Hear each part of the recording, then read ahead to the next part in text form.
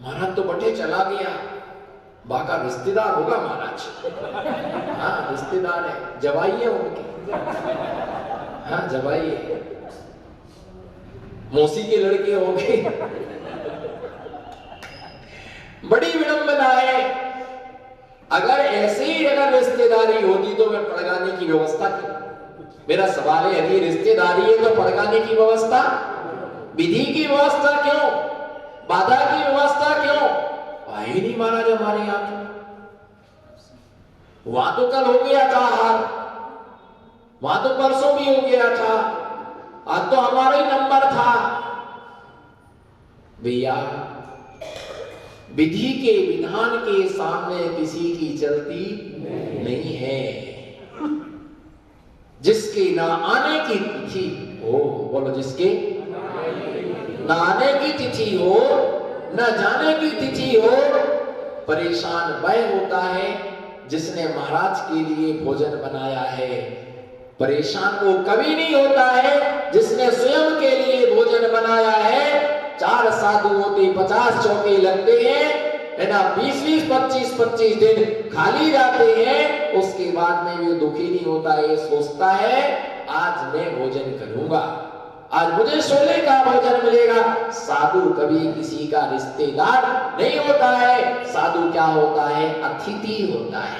बोलो साधु क्या होता है? साधु अतिथि होता है। जिसके आने की ना होती थी उसका नाम है। मेरे साथ में ऐसा हुआ, मेरा 2001 में चातुर्मास एक पर हुआ, लोग जुड़े रहते हैं। चातुर्मास के बाद में जब शहर में आए तो चौका लग रहा था, और स्वाभाविक बात है जो लोग सेवा करते जुड़े रहते हैं, साधुओं की उनके ऊपर दृष्टि बहुत जल्दी चली जाती है और बहुत जल्दी उनका नंबर लग जाता है चौकी में। अब उनका आए तो पहले दिन मेरा हार हो गया। देखो दाने दाने पर लिखा है, बोलो ना दाने दाने पर लिखा है, जोर से बोलो दाने दाने पर लिखा है खाने वाले का नाम।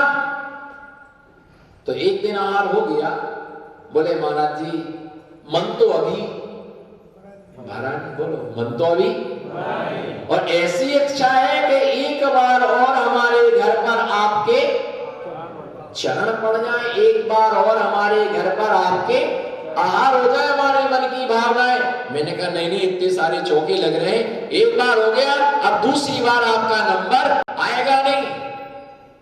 बोले ऐसा तो हो ही नहीं सकता, एक बार तो और मैं आपके आहार करा के रहूंगी, चाहे कुछ भी हो जाए।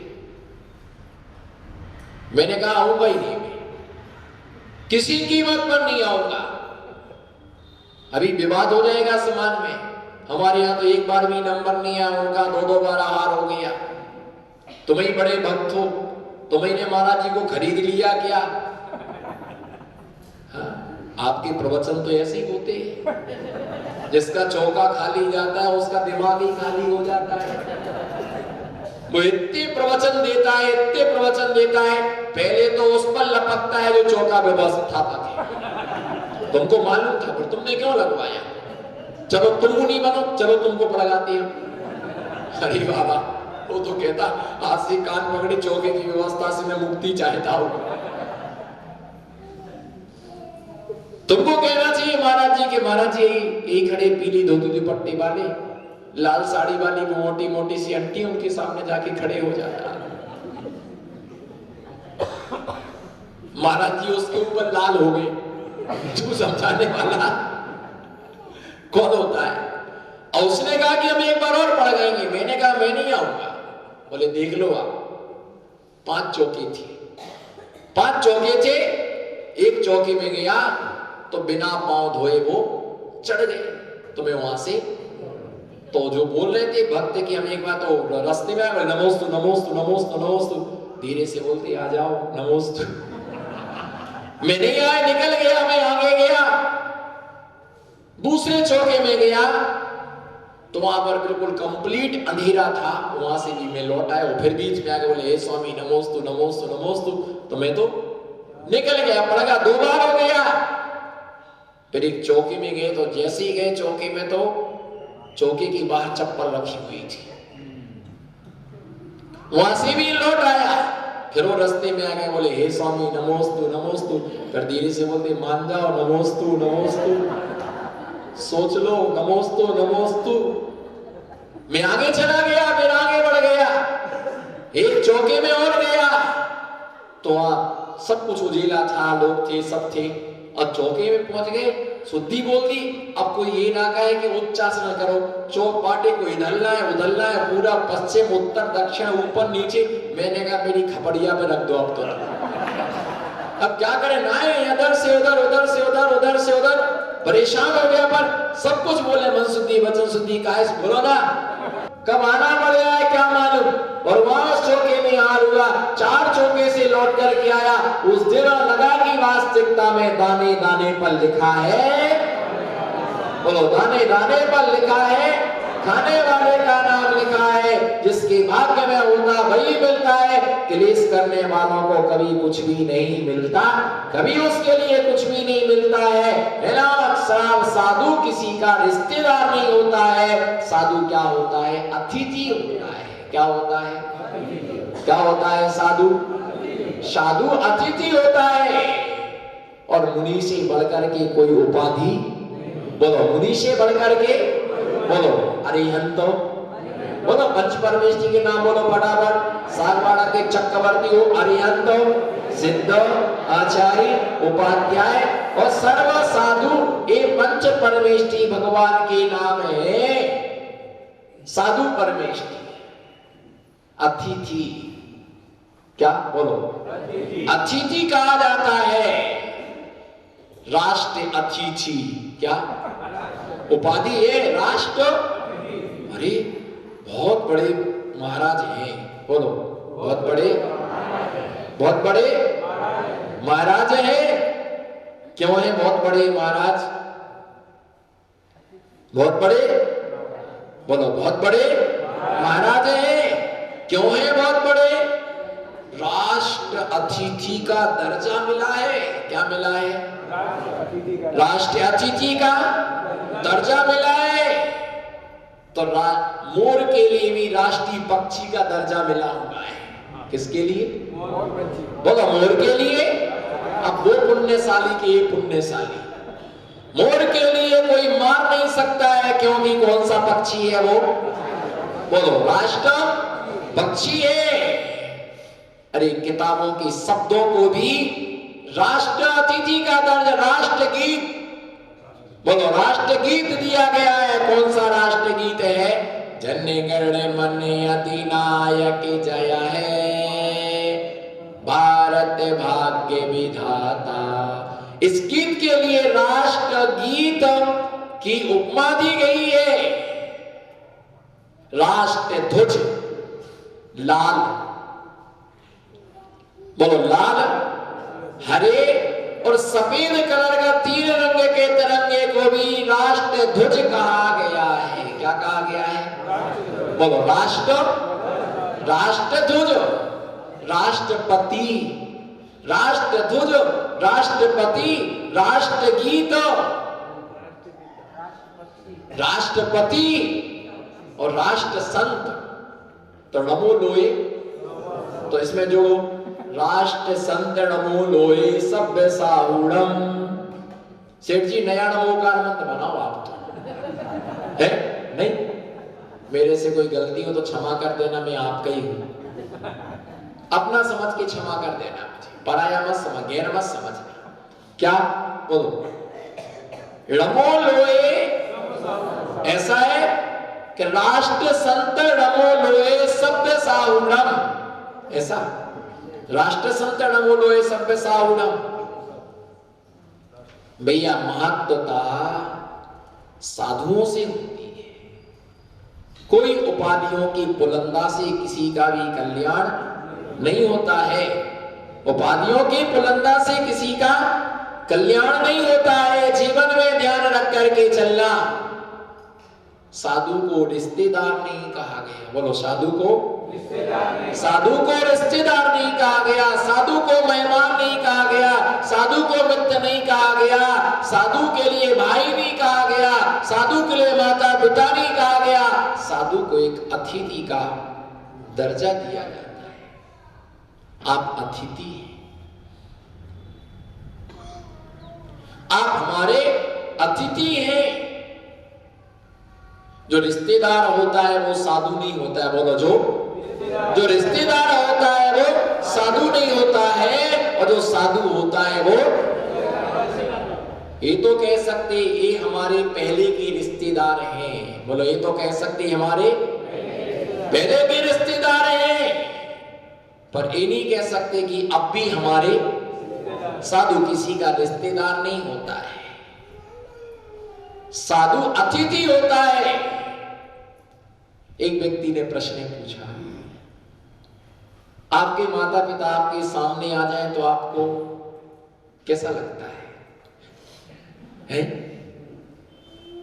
पूछो, हे गुरुवर, हाथ जोड़ो, हे गुरुवर, अच्छे अच्छे गुरुवर, प्यारे प्यारे गुरुवर, अगर आपके माता पिता आपके सामने आ जाए तो आपको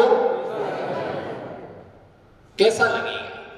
कुछ नहीं, जन सामान्य है, वो भी नमोस्तु करते हैं, वो भी चरण स्पर्श करते हैं, वो भी पाद प्रक्षालन करते हैं, वो भी पड़गाने को, बोलो ना, वो भी पड़गाने को।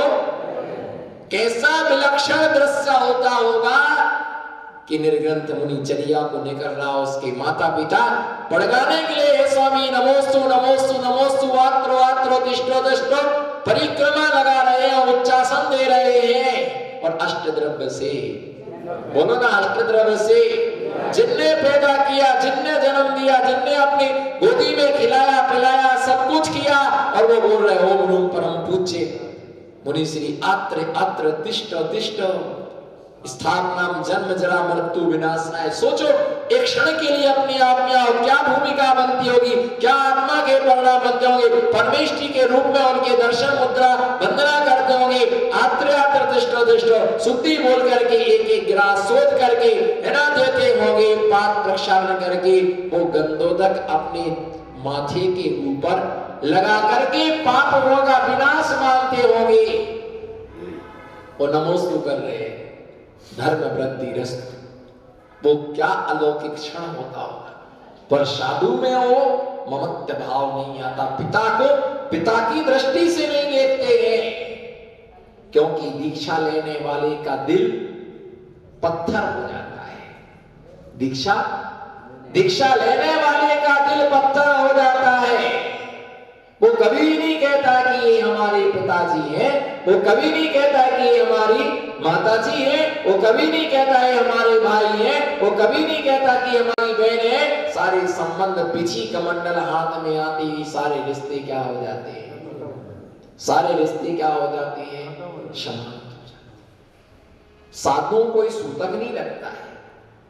वो साधु की समाधि होने के बाद उनके परिवार वालों को भी साधु को सूतक नहीं लगता है। और साधु के परिवार वालों के, अगर साधु के परिवार में कोई मर जाए तो उनको साधु को सूतक नहीं लगता है। और साधु की यदि समाधि हो जाती है तो उनके परिवार वालों को क्या नहीं लगता है? क्यों? मरण नहीं हुआ है। क्या हुआ है?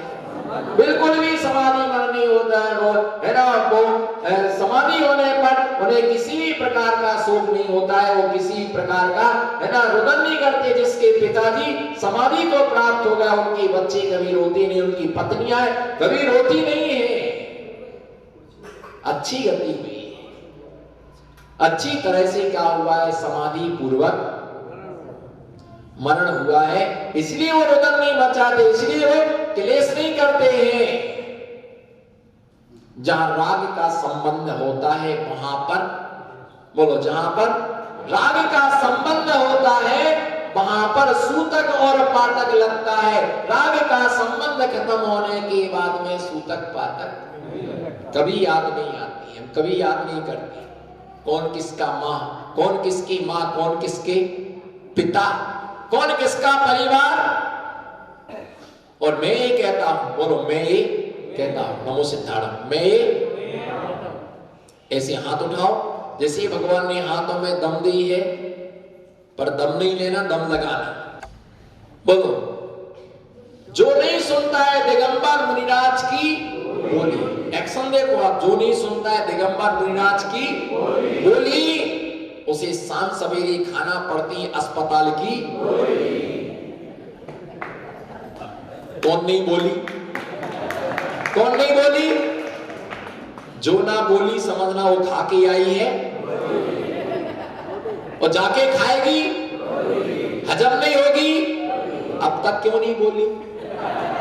उसको डर लगा कि लग रही चौमासे की बोली। भैया ध्यान रख करके चलना, जिससे नहीं खाना है अस्पताल की गोली, ध्यान से सुनो दिगंबर महामुनिराजों की बोली। और उनके आने जब वो तुम्हारे दरवाजे से निकले तो स्वागत में पूरो अच्छी तरह से रंगोली, अच्छे से बना रंगोली। कभी नहीं खाना पड़ेगी तुम्हारे लिए, कभी नहीं खाना पड़ेगी तुम्हारे लिए गोली, कभी आवश्यकता नहीं पड़ेगी गोली खाने की। बीमार वही रहते हैं जो दिगंबर मुनियों का दर्शन नहीं करते, आशीर्वाद जिन्हें नहीं मिलता। आप रिश्तेदार हो सकते पर आप अतिथि। हम क्या हैं? हमारे जैसा सुख आपको है?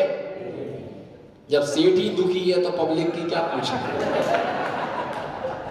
जब सेठ ही दुखी है, दो दो बेटा है, दो दो बहुए, बरोबर छे तीने। हाँ वो ऐसा रहता ना, मैं भूल गया कोई बात, पर मैं अपनी बात को ढांक लूंगा।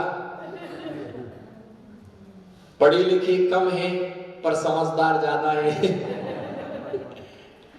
क्रिकेट में 11 प्लेयर होते हैं, कितने होते हैं? और 2 एक्स्ट्रा होते हैं। कहीं कुछ हो जाए, 3 बहुए हैं, 3 है सम्यक दर्शन।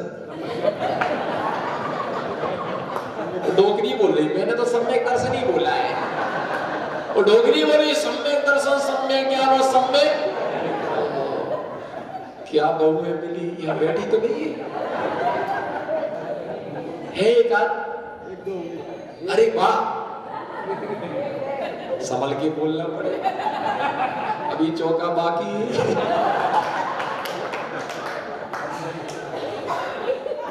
और आज लंच का भी डे है, ये बिगड़ जाए तो मुश्किल हो जाएगी। ये बिगड़ जाए तो रोटी तो छोड़ो, खाकड़े भी नहीं मिले। और अगर एक खुश हो जाए तो मालपुआ आ जाए। इनकी मेहरबानी है। भैया 3-3 बहुए हैं, रामगली 4। भैया मैं जितना सुखी हूं, इधर देखो हमारे इतना, मैं जितना, बोलो ना हाथ उठा, मैं जितना सुखी हूं, कोई खड़ा हो जाए कि मैं उतना सुखी हूं।